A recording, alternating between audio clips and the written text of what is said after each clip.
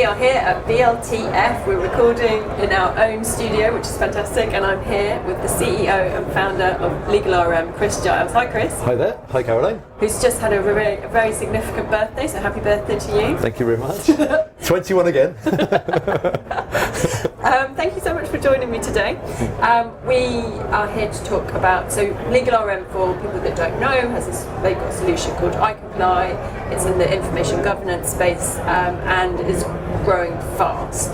So recent significant developments, you've hired Anthony Wells and Raj Shambhal from Certes, and you recently got accredited for your ISO 27001. That's correct. Which is great. So, but tell me, so information governance from the firms that I speak to is top of the priority list, and because for all the reasons we know, sprawling data, etc.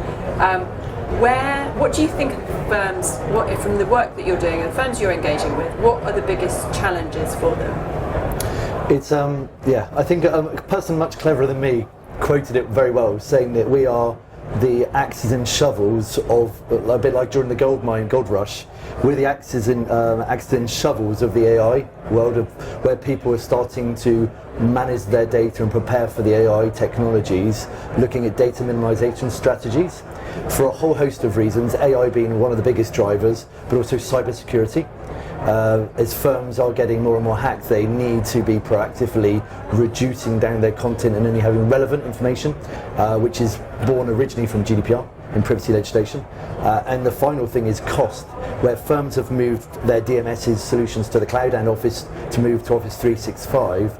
They're starting to see their hosting costs, their ongoing costs spiral out of control, and all the DMS vendors charge overcharges for where they go over and above a certain number of gigabytes per user or per fee earner.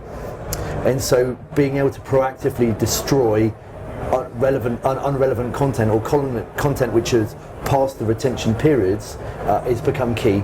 So for all those reasons, it's almost like a perfect storm for us information governance providers, and our business is growing so fast. Yeah, because of course you do the provisioning, so after a period of years it automates the destruction of documents. I should have probably said it. So I know that when we last spoke, one of the things which was probably pre-Gen AI, people were talking a lot about, so Teams was a big issue in terms of provisioning Teams. How much now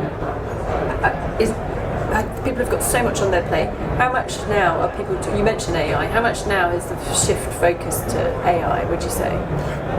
I think when it comes to webinars and the audience, AI seems to be the biggest driver for people coming and signing up for some of the webinars that we've been doing with ILTA.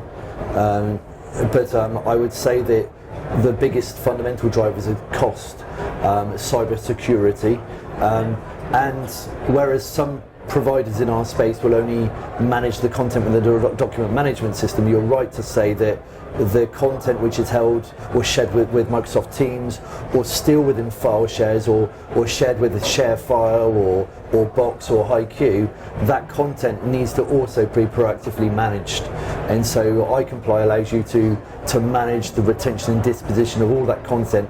And another area of our business in the States we're seeing growing, especially in the States, is matter mobility, where laterals are moving or lawyers are leaving one firm and going to another, and the matter content or the client content records will shift from law firm A to law firm B. And the exporting and the management of that flow is important, and also the ingestion. If you are law firm B receiving a lateral and all these client files, actually taking it from one DMS into another DMS, both the physical and electronic content, we do that as well. So, yeah. Just lastly, where are you seeing the biggest growth? Geographically, or? Yeah, geographically. It's spread now. So originally it was in the US for sure, but since the hires of Ant and Raj, we're starting to be more proactive in our business development, and our pipeline in the UK and Europe and also in Australia is huge. So that's a reflection more of you rather than the market in Yes. terms of the demand, etc. But there is certainly an education requirement in Europe where many firms have seen retention of electronic content traditionally as an IT archiving tool, and so they would use SQL scripts to archive off their data. Then now, whereas the physical records, which were managed by facilities and sometimes risk, were always proactively managed. As they've moved to the cloud, firms have realising that they need to take a holistic approach to all of their client records, as well as their own administrative records, whether they be marketing, HR, financial records. They need to be getting rid of it. And that's born through privacy legislation, but they do need to actually align all of the content, regardless of media or content repository. Yeah. So the drivers, they're the biggest drivers, and we see that firms are realising they can't use their SQL scripts that they used to use from an IT, and they're having to speak to the business going, oh actually yeah, we were just deleting it after 3 years of non-use, or archiving it to an archive library. From an IT perspective, we weren't thinking of it from a risk perspective, and so they're starting to open their eyes a lot more to that.